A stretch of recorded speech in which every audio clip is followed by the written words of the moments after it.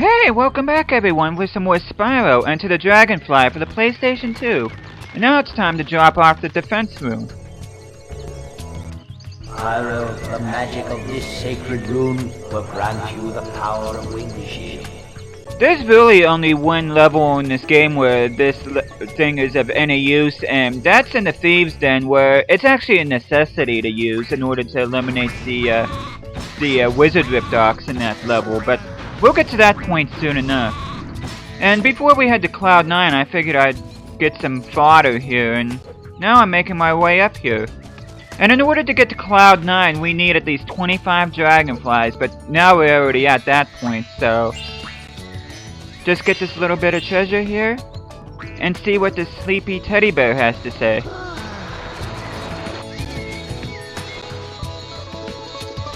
Hooray! You did it!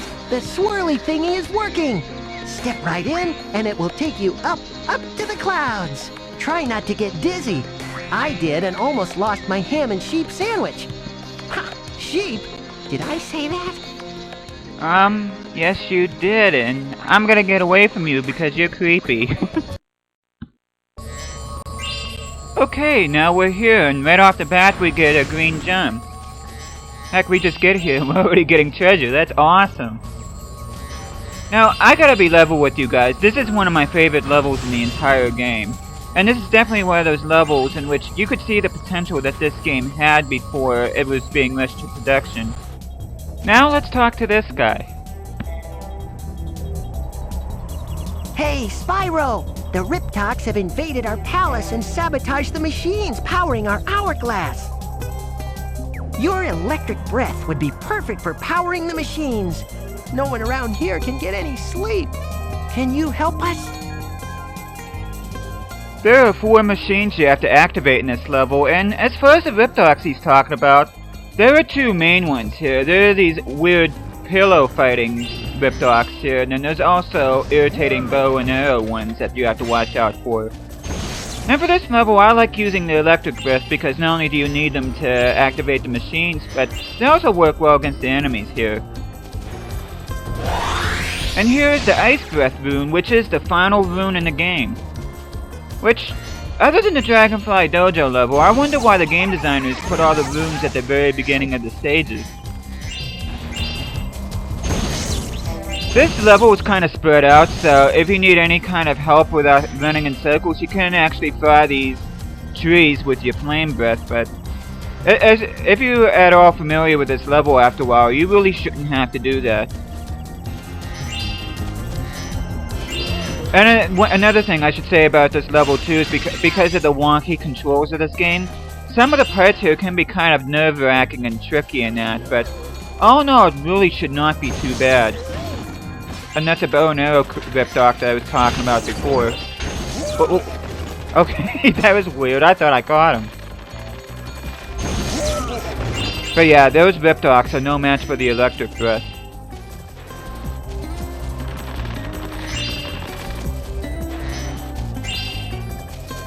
This is a beautiful level. I've been looking forward to playing this level for quite some time, and I'm also looking forward to playing the Thieves' Den and even Jurassic Jungle. Those are 2 levels, even though they're difficult. I think they're fantastic, and I think, it's like I said before, I think this game would have been a lot better if it would have got a little bit more TLC. And this is one of those levels that you look at and you could see where the potential was there. I just love the look and I think I like the colors here too. In a weird kind of way, this level kind of puts me in mind of Lofty Castle a little bit.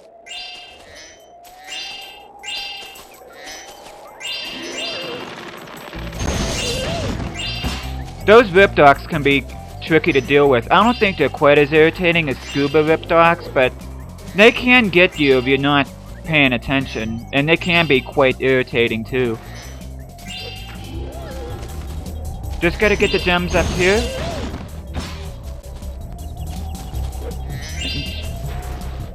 But the camera does not like me today. Jeez, oh man. Okay, camera, quit fighting. Oh!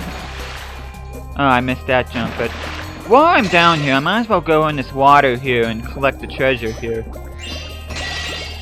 I know the first time I played this level, I didn't collect all the gems, and I kept on wondering why, and I'm like, duh, you didn't check down here. So, I might as well do that now.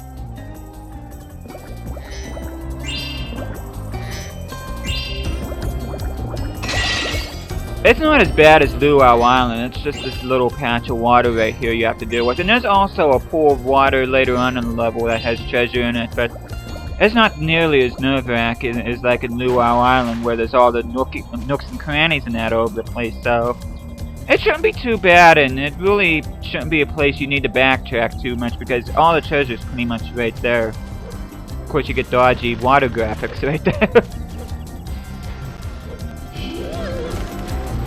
Okay, that was weird. Oh, come on, the camera does not like me today. Oh, and those irritating little stars right there are the fodder in this level. Ooh, I was lucky not to get hit there. But yeah, I think it's pretty cool how they have the stars here as the fodder. It gives that mystical and magical feel of this level even more so than what it already has.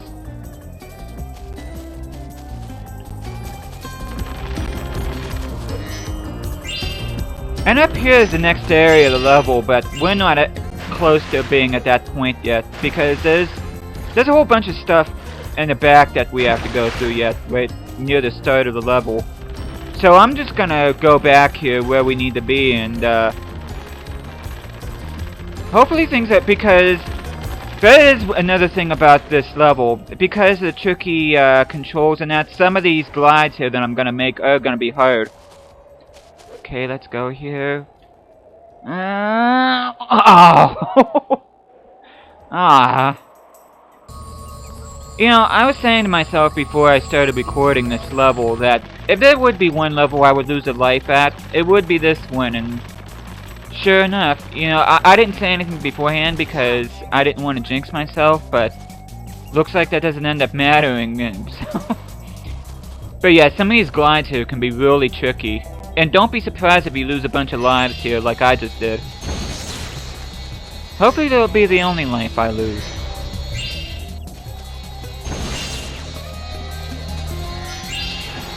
And speaking of controls, it's because of how wonky that areas like this are a lot, I can't say a lot, but quite tougher than what they need to be.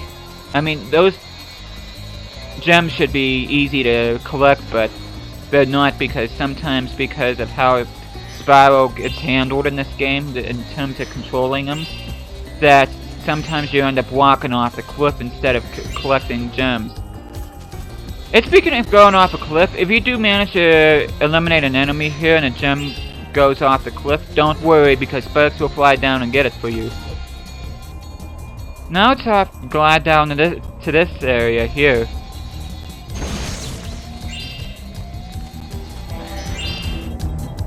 Yeah, it's these areas of the level right here you really have to watch out for.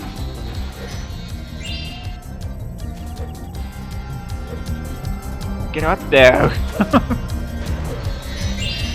Spyro does not like stairs. And the camera does not like Spyro.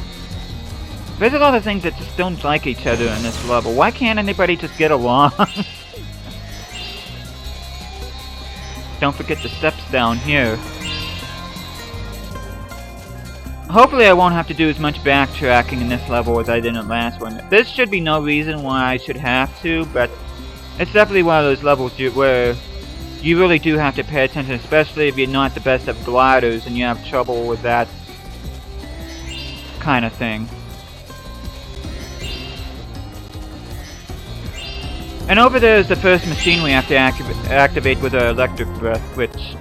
Oh, I was missing a gem right there. Yeah, make sure you get all the gems here. Now, let's glide on over here.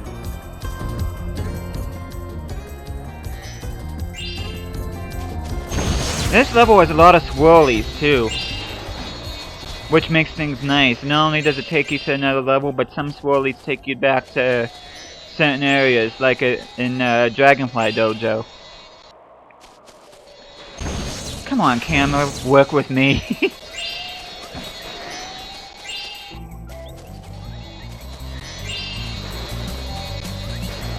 Okay, now I got everything here. Now let's get to the top. Now for these machines, there are 3 of these, I guess you call them nodes or something like that. So make sure that you use your electric breath on them, and if you fry all 3 of them with the electric breath, then it'll activate the machine, and it'll be one step closer to making that hourglass in the sky fully operational. As you see here. There's actually a level in Skylanders that's very similar to this, which I think it's where Skylanders got it from. Okay, we just gotta go over here. Whoa, whoa, whoa, oh, Spyro, whoa, whoa! What was that? Spyro, have you been drinking again? What was that? That was weird. There goes another life. Now let's get back to where we were.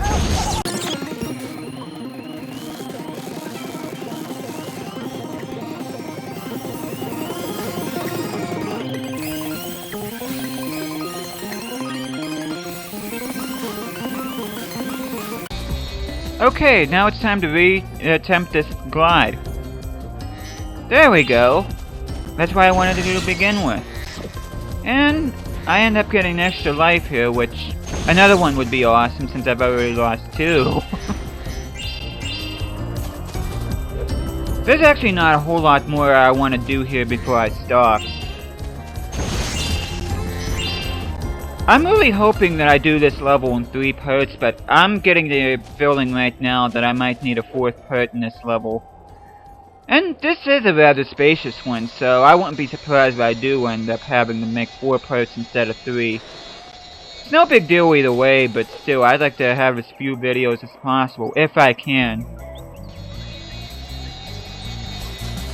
And there's one more thing I want to show off here. Now, this can be a little bit nerve-wracking, but it shouldn't be too bad. There we go.